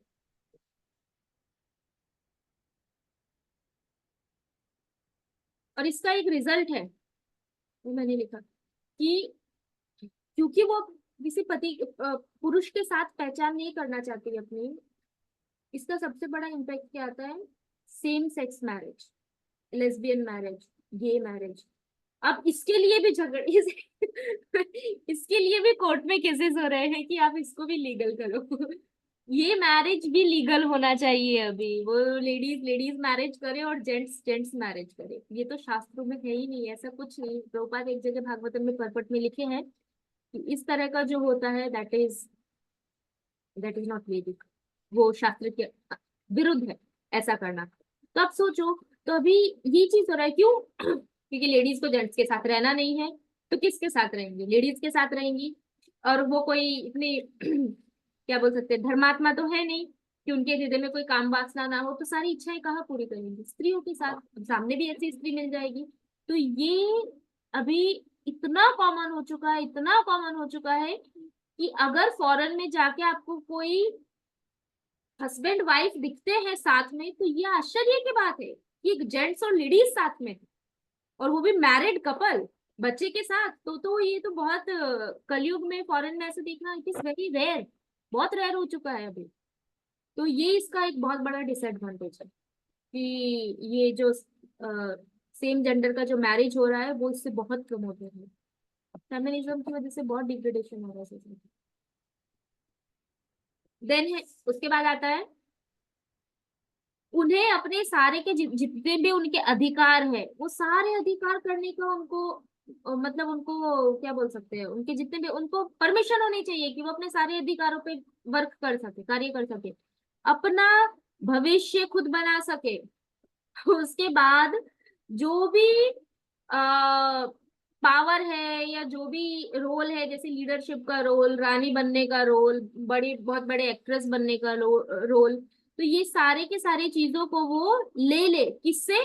उन पुरुषों से जो अन टाइम इमेमोरियल लिखा है गुरु महाराज ने, टाइम इमेमोरियल जो अनगिनत समय से, आदि काल से जो कार्य या जो क्या बोल सकते हैं, जो पावर या तो जो कार्य पुरुष संभालते हुए आ रहे हैं, अब वो टाइम आ चुका है कि स्त्रियां पुरुषों के पास से वो उनके रोल पावर वो सब ले और अपना खुद का भविष्य बनाए।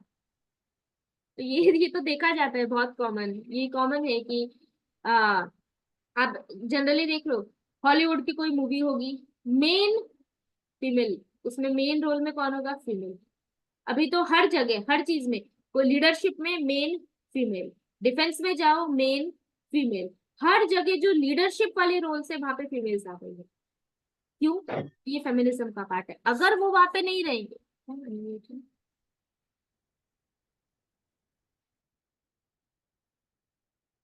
अगर वो वहां पे नहीं रहेंगे क्या बोलते हैं फीमेल, तो फिर क्या क्या क्या प्रॉब्लम आएगा कि सोसाइटी फीमेल को दबा रही है, मेल को प्रमोट कर रही है। तो ये फेमिनिज्म की सिक्स्थ डेफिनेशन है कि उनको ऐसा है कि जितनी भी सारी चीजें जो पुरुष इतने समय से करते हुए आ रहे थे, अब वो सारे काम हम करेंगे, वो सारी पोजीशंस पे हम जाएंगे। और ये दिख रहा है, बहुत इजीली दिख रहा है, इंडिया में भी दिख रहा है। जो लेडीज है अथॉरिटी में है, भक्तों में भी दिखता है, अथॉरिटी में लेडीज है, दीक्षा में लेडीज है, जो तो बिल्कुल वैदिक नहीं है, तो बिल्कुल शास्त्रों के अनुसार है। वुमेन कैन नेवर बी ए सन्यासी, एक स्त्री कभी भी सन्यासी नहीं हो सकती, कभी भी नहीं। स्त्री हस्बैंड के साथ रहे, हस्बैंड नहीं है तो घर पे रहे, भजन करे, लेकिन वो सन्यासी कभी नहीं बन सकती, अभी ये भी दिख रहा है। उसके बाद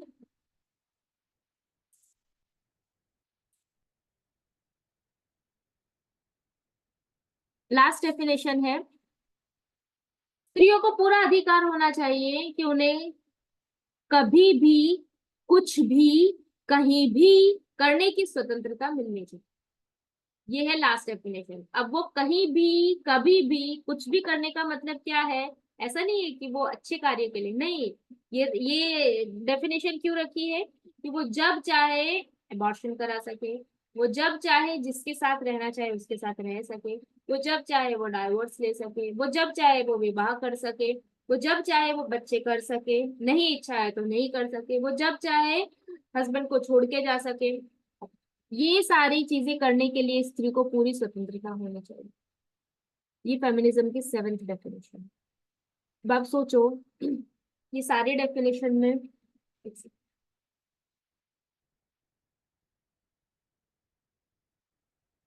जब स्त्री का माइंड ऐसा होगा, वो कहाँ से भजन करेगी? वो भजन नहीं करेगी तो जो लोग भजन नहीं करने वाले, भक्ति नहीं करने वाले हैं, उनको तो इससे कोई फर्क ही नहीं पड़ेगा। लेकिन जो लोग डिवोटी है या डिवोटी बनने का प्रयास कर रहे हैं, या जिनके हृदय में कहीं ना कहीं इच्छा है कृष्ण प्राप्त करने की, उन लोगों को सोचना चाहिए। उन लोगों को Radha Rani she never imitates कि मैं कृष्ण बनूं, कृष्ण का मैं सर्जन करूं, जैसे कृष्ण सर्जन करते हैं मैं करूं, कृष्ण के शरीर में से माँ विष्णु आते हैं तो मेरे शरीर में से भी आनी चाहिए। कभी राधा रानी नहीं करती। कभी वो कृष्ण की तरह ऐसा नहीं उनको कि इतने सारे गुण बताए हैं जो राधा रानी की क्वालिटीज है, उसमें सारी फीमेल क्वालिटीज है। वो भगवान की फीमेल वर्जन है। वो कभी उनके उन राधा रानी चाहे तो उनके लिए कोई बड़ी बात नहीं है। रुक्मणी जी है, भगवान की इतनी सारी पत्नियां थी, सभी ने अपनी स्त्रियों वाले कार्य किए। ऐसा नहीं किया कि कृष्ण आप घर पर हो मैं युद्ध करने जाती हूँ, ऐसा नहीं बोला कभी भी। या मैं सभा में जाती हूँ, मैं वहां पे जाके आज मेरा इंटेलिजेंस लेवल थोड़ा ज्यादा है तो आज मैं, आप यहाँ पे रहो और मैं जाके आज पूरी मीटिंग अटेंड करके आती हूँ, कभी ऐसा नहीं बोला भगवान की रानियों ने। क्योंकि साक्षात लक्ष्मी है वो सब। उनकी जो ड्यूटी थी भगवान की सेवा करना, कुकिंग करना, बच्चे संभालना, उन्होंने यही किया। राधा रानी भी यही करती है जो फेमिनिन क्वालिटीज होती है। She is expert in singing, she is expert in cooking, she is expert in rangoli, she is expert in painting. ये सारी चीजें, ये सब गुण होते हैं। अब ये गुण पुरुषों के नहीं है, ऐसा नहीं है कि ये अभी पुरुष he is very expert in cooking, is very expert in rangoli painting. अभी अभी ये भी आ रहा है। अभी सिस्टम एक्चुअली कैसा हो चुका है, लेडीज उधर जा रही है तो पुरुष भी वहां नहीं टिके हुए हैं, वो इधर आ रहे हैं। तो पूरा का पूरा चेंज हो रहा है। लेडीज को जेंट्स के रोल चाहिए और अब जेंट्स को लेडीज के रोल चाहिए। और इसका तो एक ये कोई, मैं गूगल पे कुछ सर्च कर रही थी तो बीच बीच में ऐड आते हैं, शायद यूट्यूब पे देख रही थी कुछ, तो उसमें बीच में छोटे छोटे एड्स आते हैं। उसमें एक एड था, एक पुरुष साड़ी पहन के वो सोसाइटी में ऐसे वॉक कर रहा था, तो उसने बोला कि स्त्रियों को समान अधिकार होना चाहिए, इसीलिए मैं ये बता रहा हूँ कि हम भी साड़ी पहन सकते हैं, ऐसा कर। मुझे समझ नहीं आ रहा है कि सोसाइटी कहाँ जा रही है। लेडीज जेंट्स का पूरा फॉलो कर रही है और जेंट्स सभी साड़ी पे आ गए हैं। दिस इज डिग्रेडेशन, इसको क्या बोलते हैं? डिग्रेडेशन है और कुछ नहीं।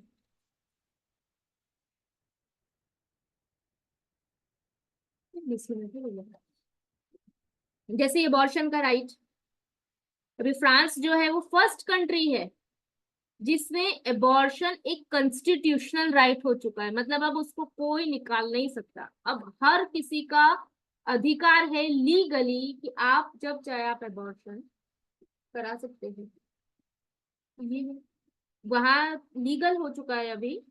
बहुत सारी कंट्रीज में भी है, वहां पे भी लीगल है, but up to certain month है कि इतने वीक तक ही करा सकते हैं ऐसा। इंडिया में भी बोल रहे हैं लीगल करो लीगल करो।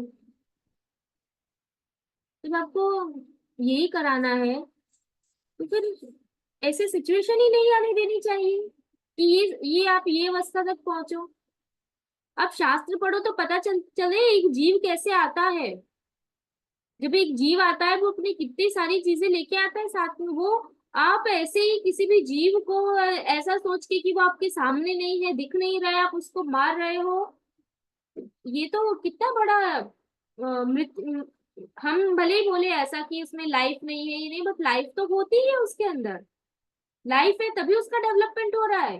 सोल तो उसमें फ्रॉम द फर्स्ट डे है। तो वो सोल को निर्धारित शरीर मिला है और आप उसके निर्धारित शरीर को खत्म कर रहे हो, तो आपके ऊपर कितना बड़ा इसका दोष लगेगा। सबसे बड़ा पाप होता है ये। सब एबॉर्शन सबसे बड़ा पाप है, क्योंकि जो जीव अपना प्रोटेक्शन नहीं कर सकता, वो अपने आप को प्रोटेक्ट नहीं कर सकता और आप उसको मार रहे हो इतना painfully, this is very wrong. बहुत गलत है ये। तो आप अगर आपको इतना है तो ऐसी सिचुएशन नहीं आनी देनी चाहिए कि यहाँ तक पहुंचे। पहले लेडीज को 15-15 20-20 से बच्चे हो जाते थे, लेकिन कभी वो लोग एबॉर्शन का नहीं सोचते थे, रिस्पॉन्सिबिलिटी लेते थे। अभी रिस्पॉन्सिबिलिटी नहीं चाहिए तो इस वजह से ये एबॉर्शन की प्रॉब्लम आती है। आप जीव को मार रहे हो। अभी आपको कोई बोले कि आपका 2 साल का बच्चा जो बाहर है आप उसको मारो, आपके हाथ भी नहीं उठेंगे। और जो आपके सामने नहीं है बट है तो आपकी संतान ना, किसी और चाइल्ड, तो अब उसको कैसे, मुझे समझ नहीं आता कैसे स्त्री का मन इतना कठोर हो सकता है कि वो अपने संतान को मार सके। नहीं, बहुत खराब है। फिर अभी एक ये नया आया है, पॉलीगैमी तो था, पॉलीगैमी तो शास्त्रों में बोला है। फिर है पॉली एमरी, एमर का मतलब होता है लव। इस अभी ये नया क्या सिस्टम चल रहा है अभी फॉरेन में, इंडिया में भी पता नहीं अभी कब आएगा, आ ही जाएगा या आ भी गया हो, हमको इतना पता नहीं हो, ऐसा हो सकता है। मैं शॉर्ट में बता देती हूँ। पॉलीएमरी का मतलब क्या होता है कि आप मोर देन वन लवर्स रख सकते हैं। जैसे पॉलीगैमी का मतलब क्या था कि आप मल्टीपल मैरिजेस कर सकते हैं, एक पुरुष जो है, स्त्री नहीं, हाँ शास्त्रों में स्त्री के लिए बोला है एक ही पति, स्त्री के एक से ज्यादा कभी पति नहीं होनी चाहिए, ये तो बहुत खराब बात है, वो स्त्री की गति डाउन ही होती है। स्त्री के लिए पति एक ही होना चाहिए, लेकिन पति के लिए पत्नी मल्टीपल हो सकती है। जैसे हमारे राजा हुआ करते थे, उनकी बहुत सारी पत्नियां हुआ करती थी, क्यों? क्योंकि राजा को क्या था, प्रजा पालन करना है, क्षत्रिय थे, प्रजा की रक्षा करनी है, तो उनको बहुत सारी संतानें चाहिए और स्त्रियों को प्रोटेक्शन भी चाहिए। तो अगर स्त्रियों की एक राजा मान लो 10 स्त्रियों से विवाह कर रहे हैं, 50 या 100 स्त्रियों से विवाह कर रहे हैं, तो वो सबसे अच्छी संतानें, क्षत्रिय संतानें उत्पन्न होती थी, जो अलग अलग एरिया में जाके राज्य कर सकते थे, अपनी प्रजा का पालन कर सकते थे। तो इसीलिए, और 100 स्त्रियों को प्रोटेक्शन मिल रहा है, 100 स्त्रियों को एक पति मिल रहा है। अब पहले स्त्रियां ऐसी नहीं होती थी कि मेरे पति भोगी है और मेरे साथ ही रहने चाहिए तो दूसरे के साथ नहीं रहे, ऐसा नहीं होता था। स्त्रियां भी धार्मिक होती थी, पति भी धार्मिक होते थे। स्त्रियों को पता है कि मेरे पति का उद्देश्य क्या है, वो मेरी प्रोटेक्शन के लिए उन्होंने मुझसे विवाह किया है, मुझे संतान दी है, दैट्स इट। सभी स्त्रियों को ऐसा होता है, इसलिए ये सब नहीं होता था उस टाइम पे कि इतना जेलेसी इस हद तक का, बहुत हद तक का नहीं, जैसे अभी तो ये विचार भी नहीं कर सकते हम लोग ऐसा पॉलीगैमी का, इसलिए कलयुग में नहीं है पॉलीगैमी अभी। लेकिन वो था, बट वो हायर पर्पस के लिए था, उसमें कोई क्या वो सेल्फ ग्रेटिफिकेशन नहीं था, अपने भोग के लिए नहीं था, वो अपने धर्म का पालन करने के लिए करते थे। लेकिन ये जो है पॉलीएमरी, ये जो आया है, इसका तो मतलब क्या है, आपको मैरिज नहीं करना है, बट आप मल्टीपल लोगों के साथ जैसे चाहे वैसे उनके साथ रह सकते हैं। तो ये इसको बोलते हैं पॉलीएमरी।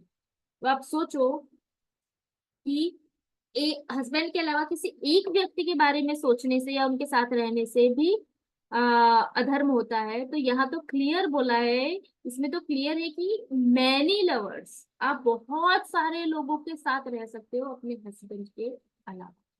फिर वो इंटीमेट रिलेशनशिप हो, फिजिकल रिलेशनशिप हो, इमोशनल रिलेशनशिप हो, डज नॉट मैटर। तो ये है,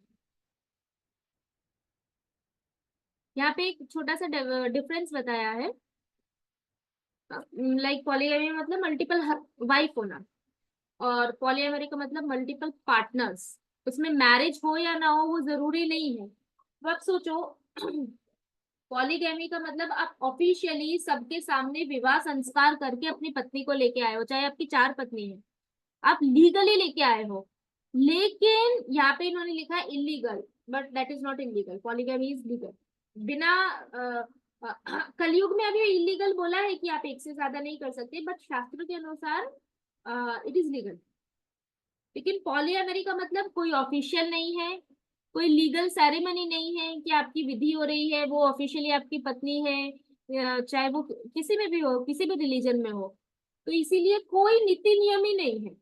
पत्नी है तो आपके ऊपर नीति नियम आएंगे ना, अगर आपने पत्नी को छोड़ा तो फिर वो पत्नी आपके ऊपर लीगल केस कर सकती है, कर सकती है। पॉलीएमरी में क्या है, जब कुछ लीगल है ही नहीं, ऑफिशियल है ही नहीं, तो आपको जिसके साथ रहना है ना, वो जब मन चाहे छोड़ना है तो छोड़ सकते हो। तो ये चीज अभी प्रेवलेंट हो रही है। पॉलीगैमी तो गया, वो तो अब है नहीं, और अब आ रहा है पॉलीएमरी, मतलब आप जिसके साथ रहना चाहो आप रह सकते हो। दिस इज कलियुग। फिर ये एक बहुत सारा ओपन रिलेशनशिप का एक चार्ट है, मैं ये बता रही हूँ ये मैंने क्यों रखा, कि हमें पता होना चाहिए कि अभी जो फेमिनिज्म बढ़ रहा है, इक्वालिटी बढ़ रही है, उसकी वजह से कितने सारे उसके कॉन्सिक्वेंसेस। क्योंकि स्त्रियों को भी समान अधिकार चाहिए ना, ये समान अधिकार चाहिए, तो ये तो बट ऑब्वियसली आने ही वाला है। जैसे फर्स्ट में क्या लिखा है, मल्टीपल पार्टनर्स के साथ रिलेशन। दूसरा है सोलो, मतलब खुद के ही साथ, खुद को ही डेट करना। ये भी अजीब है, पता नहीं कैसे कैसे आ रहे हैं। उसके बाद स्विंगिंग का मतलब कि आप अपने पार्टनर को ही दूसरे किसी कपल के पास भेज रहे हो अपनी इच्छा से, उसकी इच्छा और आपकी इच्छा, और आप उसको अलाउ कर रहे हो। उसके बाद मोनोगेमी का मतलब क्या होता है कि जनरली उसमें मेन अपना हस्बैंड, कभी कभी दूसरा ठीक है, बट मेन अपने हस्बैंड। और लास्ट वाले का मतलब तो क्या है कि आपका 3-4 पार्टनर्स का ग्रुप है, और आप अपने पार्टनर के 3-4 पार्टनर है आप, और उनके साथ आप रिलेशनशिप में हो। तो ये सारे वर्ड्स कहाँ से आए, क्योंकि ये सारी चीजें एग्जिस्ट कर रही है, तभी तो ऐसे वर्ड आए हैं डिक्शनरी में। ये वर्ड कहाँ से आए, क्योंकि उनके डेफिनेशन है, और डेफिनेशन तभी है जब ये एग्जिस्ट कर रहे हैं। तो आप सोचो ये सारी चीजें भी समाज में चल रही, और ये कोई लीगल नहीं है इसमें से। लीगल नहीं है तो इसका मतलब आपके ऊपर कोई एक्शन नहीं आएगा, कुछ नहीं, सब कुछ आपकी चॉइस के ऊपर डिपेंड करता है।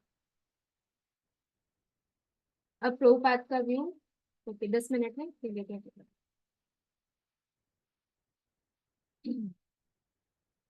प्रभुपाद ने बार बार ये आइडिया जो है फेमिनिज्म वाला, कि स्त्री या पुरुष समान हो सकते, बार बार प्रभुपाद ने उसको नकारा है, बार बार रिफ्यूज किया है। ये प्रभुपाद का लेक्चर है, मैंने वही रेफरेंसेस लिए जो गुरु महाराज ने बुक में दिए। प्रभुपाद क्या बोल रहे हैं, प्रकृति का मतलब क्या होता है, शक्ति। अब जो प्रकृति है वो स्त्री है, पुरुष भगवान है, प्रकृति स्त्री है। इसी प्रकार प्रभुपाद क्या बता रहे हैं, तो नेचुरली स्वाभाविक रूप से जो एक स्त्री होती है वो एक पुरुष के नियंत्रण में होती ही है, जैसे प्रकृति जो है वो भगवान के नियंत्रण में है, भगवान पुरुष है और प्रकृति स्त्री है। फिर बताते हैं कि ये हमारा वैदिक सिस्टम है और यही नेचुरल सिस्टम है।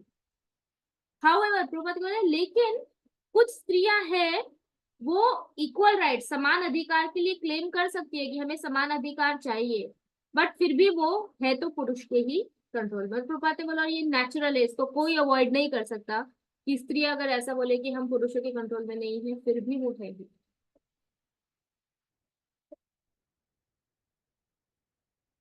उसके बाद ये प्रभुपाद का न्यूयॉर्क का कन्वर्सेशन है। वो एक रिपोर्टर रिपोर्टर है, वो प्रभुपाद को पूछ रही है कि क्या जो पुरुष है वो स्त्रियों से ऊपर होते हैं, उन सुपीरियर होते हैं। तो प्रभुपाद ने बोला हाँ, स्वाभाविक रूप से, स्वाभाविक नेचुरली जो मेन है वो वुमेन से सुपीरियर है। फिर प्रभुपाद बताते हैं कि स्त्री को प्रोटेक्शन की जरूरत है, संरक्षण की। संरक्षण कौन देगा, पुरुष ही देगा ना। तो पुरुष एक स्त्री को संरक्षण दे सकता है। फिर बताते हैं कि जैसे बचपन में उनके पिता उनकी रक्षा करते हैं, यूथ में वो उनको अपने पति से प्रोटेक्शन मिलता है, और बुढ़ापे में वो अपने जो बड़ा वरिष्ठ पुत्र है वो उनका संरक्षण करता है। और प्रभुपाद ने बोला यही नेचुरल है। हम खुद अगर आप सोचो, मैं एक जनरल, हम एटलीस्ट इंडियंस के लिए मैं बता रही हूँ, जैसे हम कभी बाहर जाते हैं, हम लोग शाम का टाइम है या अर्ली मॉर्निंग का टाइम है, मैं मेरा खुद का एक्सपीरियंस है, हम हमारे अंदर बाय डिफॉल्ट स्वाभाविक वो टेंडेंसी है, स्वाभाविक टेंडेंसी है कि अगर कोई नहीं है आजू बाजू में और कोई पुरुष दिखता है, तो हम वी इमिडिएटली स्टार्ट प्रेइंग, अपने आप प्रेयर निकल जाता है, भले ही वो व्यक्ति कुछ नहीं कर रहा है, कुछ नहीं, लेकिन फिर भी बिकॉज ही इज पुरुष, वो जेंट्स है और हम स्त्री है, तो उनकी कहीं ना कहीं डर के कारण या उसके कारण हम तुरंत भगवान को प्रार्थना स्टार्ट करते हैं कि प्रभु बस अच्छे से सेफली पहुंच जाओ। मैं कभी तो मंगला जाती हूँ तो मैं ऐसे प्रार्थना करती हूँ, कोई ऐसे साफ सफाई वाले ऐसे कुछ, तो मैं तुरंत नरसिंह भगवान का नाम लेके जाती हूँ, क्योंकि अर्ली मॉर्निंग कोई नहीं होता। तो हमारे अंदर वो डर है, अभी कोई स्त्री दिखे तो हमको डर लगेगा, हम प्रार्थना करेंगे ये स्त्री से हमको बचा लो, ऐसा कभी नहीं करेंगे। तो और हमको किसी ने सिखाया नहीं कि तुम पुरुष दिखे तो ऐसे प्रार्थना करो, लेकिन वो बाय डिफॉल्ट है, वो नेचुरल है। तो इसीलिए हमको प्रोटेक्शन की जरूरत पड़ती है, और पुरुष से ही प्रोटेक्शन चाहिए। अब जैसे पति है, पिता है, या तो फिर पुत्र है, वो ही प्रोटेक्ट कर सकते हैं। अभी दो लड़कियां भी है तो भी एक मन में डर रहता है, लेकिन आपके साथ आपके हस्बैंड है या आपके पिता है तो आपका डर चला जाता है। क्यों, क्यों पुरुष है, तो हमारी डिपेंडेंसी है उनके ऊपर। फिर आगे वही रिपोर्टर पूछती है कि आप ऐसा बोल रहे हो तो अमेरिका के तो बहुत सारे लोग इसके विरुद्ध सोचते हैं, आप जानते हो ऐसा? तो प्रभुपाद ने बोला हाँ, अमेरिका हो सकता है, लेकिन ये नेचुरल स्थिति है, स्त्रियों को संरक्षण चाहिए ही चाहिए। प्रभुपाद ने क्लियर बोला, कभी प्रभुपाद अपनी स्टेटमेंट से नहीं बदले। और उनको फीमेल रिपोर्टर ही पूछती थी ऐसा, क्योंकि उनको फीमेल रिपोर्टर को पता था कि प्रभुपाद का मूड फीमेल के प्रति क्या है, और उस टाइम पे ये फेमिनिज्म पूरा उभर रहा था। तो वो लोग बार बार पॉइंट कर करके प्रभुपाद को ये पूछते, बट प्रभुपाद का क्लियर कट आंसर कि यस, ये नेचुरल स्थिति है, विमेन, जो मेन है वो सुपीरियर है और स्त्रियों को प्रोटेक्शन चाहिए। फिर दूसरा महाराज बताते हैं, बहुत बार प्रभुपाद जी ये बताते थे कि भगवत गीता में अर्जुन बता रहे हैं, फर्स्ट चैप्टर में हमने पढ़ा था गीता में, कि अर्जुन युद्ध ना करने के एक कारण क्या बताते हैं, कि इसमें स्त्रियां जो है वो दूषित हो जाएगी, क्योंकि स्त्रियों के पति मर जाएंगे युद्ध में, इतने सारे पति मरेंगे तो स्त्रियों को क्या होगा। अब स्त्रियां जो अनमैरिड है वो क्या करेंगी, वो दूसरे कुल वाले में विवाह करेगी, या तो फिर जो मतलब विडो हो चुकी है, उनको, क्योंकि स्त्रियों को तो ज्ञान है नहीं इतना, तो उनकी वो किसी के भी साथ विवाह कर लेंगी, अलग अलग कुल वाले मिलेंगे, क्षत्रिय जो है वो क्षत्रिय को क्षत्रिय से या वैश्य से या शूद्र से विवाह करना चाहिए, अपने से लोअर में क्षत्रिय नहीं ब्राह्मण से विवाह कर लेगी, क्षत्रिय नहीं बचेंगे तो ये तो क्या बोल सकते हैं, उल्टा विवाह हो जाएगा। तो इस तरीके से अर्जुन कंसर्न था। तो प्रभुपाद बताते हैं बार बार कि स्त्रियों का जो संरक्षण है वो कितना जरूरी है कुल के लिए, पूरे समाज के लिए। और बार बार ये भगवत गीता के पहले अध्याय में ये चीज बताई गई है कि स्टार्ट ही वहां से होता है कि अगर स्त्रियां दूषित हो जाएंगी तो अवांछित संतानें आएंगी। अवांछित संतानें मतलब जो कोई धर्म का पालन नहीं करेगी, अननेसेसरी संतानें, जो जैसे अभी पूरा ये क्या बोल सकते हैं, कलयुग भरा हुआ है। तो ऐसे संतानें क्या करेंगी, ना तो वो धर्म का पालन करेगी, ना वो पूर्वजों को पिंडदान, जो पितरों है उनको पिंडदान करेंगी, तो जो पितृ है वो भी अपनी स्थिति से गिर जाएंगे, और अभी के जो लोग हैं परिवार वाले, उनका भी वो सम्मान नहीं करेंगे, तो वो लोगों की गति भी अच्छी नहीं होगी। तो ऐसे करके पूरे के पूरे कुल का विनाश हो जाएगा। तो उसका मेन रीजन क्या बताया था अर्जुन ने, कि अगर स्त्रियां दूषित हो जाएंगी तो इसीलिए स्त्रियों का संरक्षण जरूरी है। यहाँ पे ऊपर बार बार इस चीज के ऊपर स्ट्रेस देते हैं। फिर प्रभुपाद क्या बोलते हैं, अभी अभी के आधुनिक समाज में, भगवत गीता में बताते हैं, आधुनिक समाज में अभी ये जो कंसेप्ट है वुमेनली लाइफ का, वुमेनली लाइफ का, कि स्त्रियों को ऐसे जो इन शॉर्ट फेमिनिज्म, कि स्त्रियां ये, स्त्रियां वो, स्त्रियां वो, ये मेन कारण है। मेन कारण प्रभुपाद बता रहे हैं, अभी की जो डिस्ट्रेस्ड सोसाइटी है, इतनी डिस्टर्ब है सोसाइटी कि कहीं पीस नहीं है, उसका एक मेन कारण है। This is one of the main reason.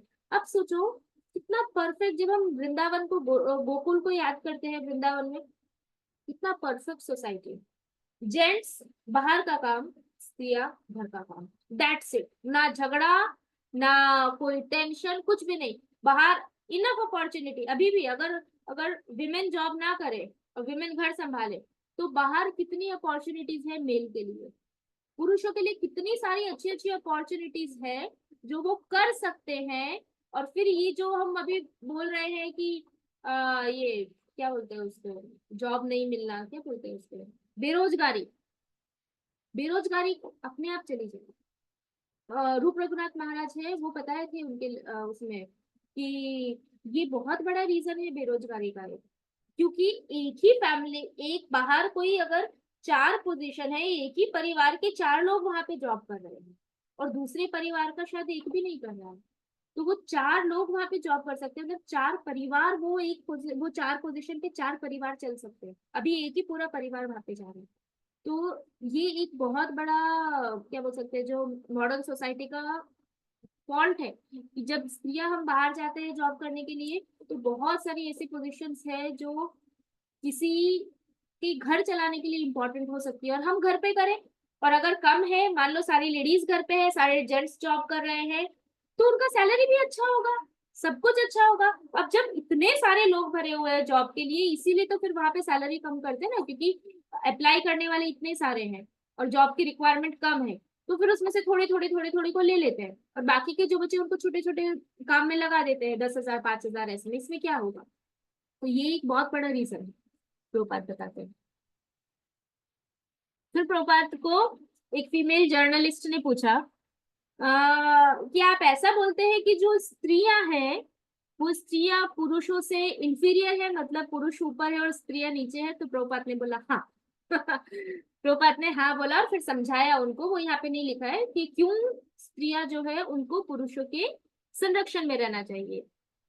फिर उसके बाद थोड़ी देर बाद वो जर्नलिस्ट ने फिर से पूछा कि अगर स्त्रियां पुरुषों के अंडर में रहे तो क्या उससे सारी प्रॉब्लम सॉल्व हो जाएगी? तो प्रभुपाद ने तुरंत बोला यस, उससे सारी प्रॉब्लम सॉल्व हो जाएगी।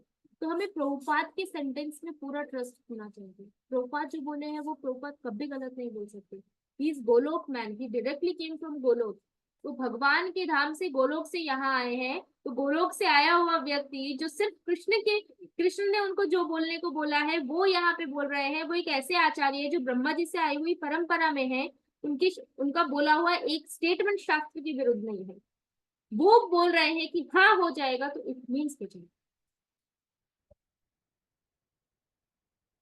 उसके बाद गुरु महाराज बताते हैं कि प्रभुपाद ने ऐसी स्थिति को हमेशा बना के रखा कि स्त्री का एक ही पति होना चाहिए, नो मल्टीपल हस्बैंड्स। अभी जैसे फॉरेन में आप देखो कि उनके 6-6 7-7 बच्चे भी होते हैं, तो भी फिर बाद में डाइवोर्स हो जाता है। अब उसमें से आधे बच्चे को पति ले जाता है, आधे बच्चे को पत्नी ले जाती है। तो आप सोचो क्या है, फिर पति दूसरी शादी कर लेता है, पत्नी दूसरी शादी कर लेती है। तो ये बहुत कॉमन है वहां पे। प्रभुपाद क्या बोले कि स्त्री का एक जीवन में एक ही पति होना चाहिए, नो सेकेंड हस्बैंड, वो होना ही नहीं चाहिए। फिर जब एक अमेरिकी एक स्त्री ने प्रभुपाद को ऐसा बोला कि भारत में तो आप स्त्रियों को स्लेव बना के रखते हो, मतलब दासी बना के रखते हो, तो प्रभुपाद क्या बोले, घर पे अपने पति की एक व्यक्ति की दासी बनना बेहतर है बाहर जाके हजारों व्यक्तियों का दासी बनने से। बाहर जाके कितने लोगों के अंडर में काम करना पड़ता है, वो जो बोलते हैं वो करना पड़ता है। उनको वापस जवाब नहीं दे सकते, क्यों? क्योंकि नौकरी है। उनको कुछ बोल नहीं सकते, वो आपको जैसा बोलना चाहे वो बोलेंगे, आप उनको आर्ग्यूमेंट नहीं कर सकते। लेकिन घर पे पति अगर कुछ बोले तो हमको गुस्सा आ जाता है, उनको प्रॉब्लम हो जाती है कि इन्होंने मुझे ऐसा क्यों बोला, ऐसा क्यों बोला, क्यों? ऐसा नहीं होना चाहिए। तो बात बोलते अच्छा है आप एक अपने हस्बैंड का इतना अच्छा दासी बनो कि भगवान आप उससे प्रसन्न हो जाएंगे, क्योंकि ये हमारी स्वाभाविक स्थिति है। भगवान आपके हस्बैंड की सेवा देख के आपसे प्रसन्न हो जाएंगे। तो ये प्रभुपाद का मोड था। फिर प्रभुपाद वही बोल रहे हैं कि हर स्त्री को प्रयास करना चाहिए कि वो अपने पति की एक अच्छी सर्वेंट बन सके, और हर पुरुष को प्रयास करना चाहिए कि वो उनकी पत्नी उनकी जितनी दासी है, सर्वेंट बन रही है, उससे कई गुना ज्यादा, कई सौ गुना ज्यादा वो व्यक्ति भगवान का, उसको प्रयास करना चाहिए वो भगवान का सर्वेंट बन सके। और ये प्रभुपाद बोलते हैं कि ये इंडियन सिविलाइजेशन है, ऐसा नहीं कि पति पत्नी और दोनों का समान अधिकार। प्रभुपाद बोलते हैं ऐसा नहीं है।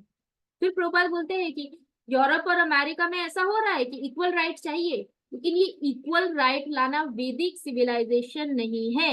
वैदिक सिविलाइजेशन का, वैदिक सभ्यता का अर्थ क्या है कि पति जो है वो कृष्ण का एकदम सिंसियर दास होना चाहिए, और पत्नी जो है वो अपने पति की सिंसियर दासी होनी चाहिए। दैट्स इट, ये प्रॉपर लिंक है, ऐसा प्रोपद बताए उनके लेटर में। ये 2 मिनट में ले लेता है। अभी वो जो रिलीजियस स्कॉलर है, इम्पार्शियल मतलब वो भेद नहीं करते थे अलग अलग धर्मों में, डॉक्टर स्टिल्सन, वो क्या बोल रहे हैं, उन्होंने जब स्कॉन का ये देखा कि प्रोपात उस टाइम कैसा सोचते थे,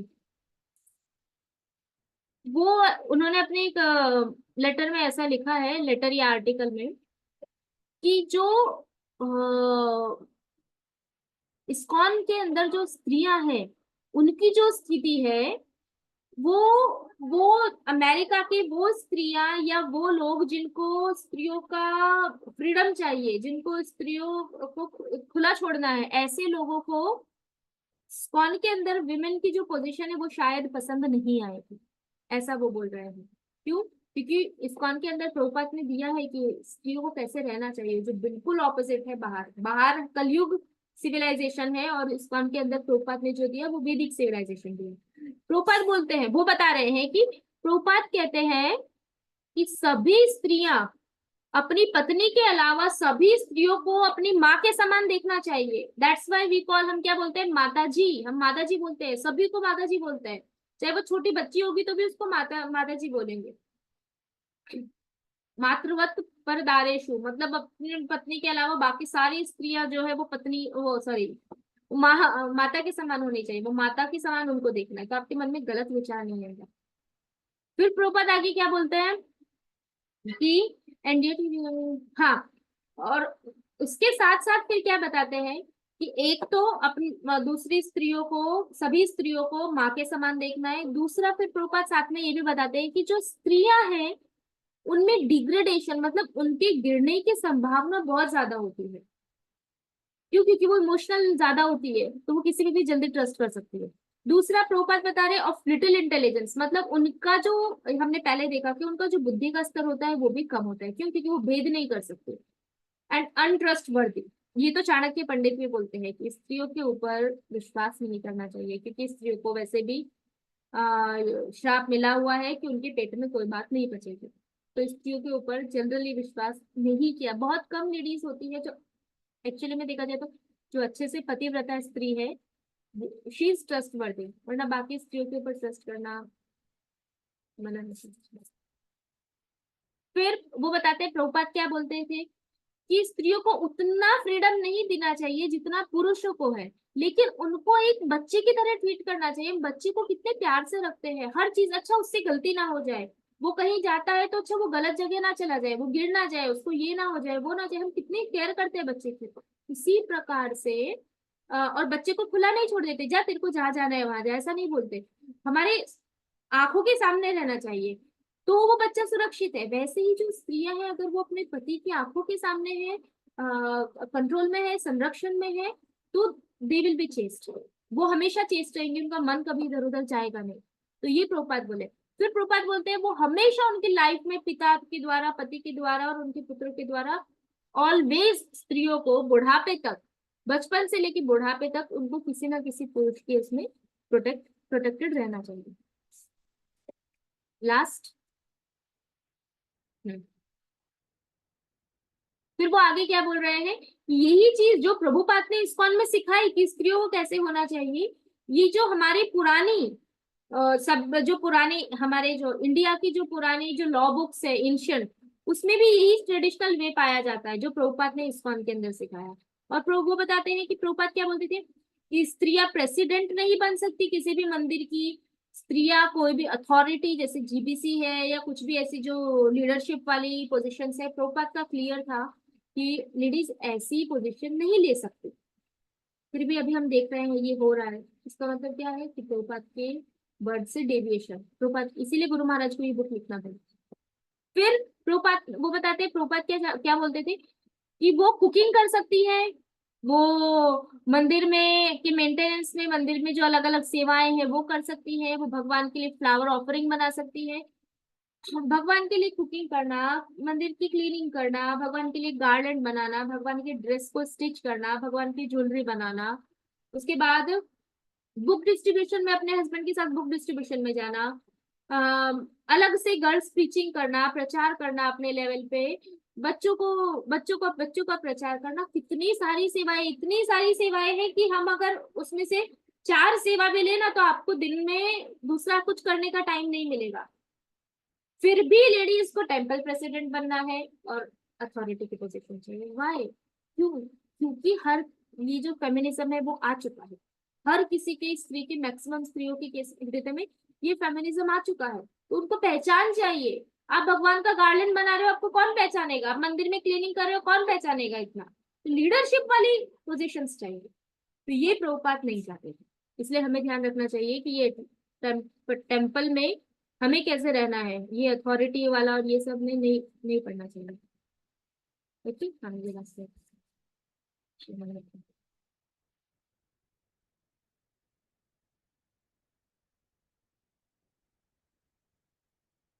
ओके, 8:07 ठीक है, एंड करते हैं। पंचाकल्पत्रयस्य कृपा सिंधुभ्यो च पतितं पावनेभ्यो वैष्णवेभ्यो। अगर किसी को कुछ भी क्वेश्चन हो, डाउट हो इसके रिगार्डिंग, तो आप मुझे व्हाट्सएप करके पूछ लेना। ठीक है, हरे कृष्णा।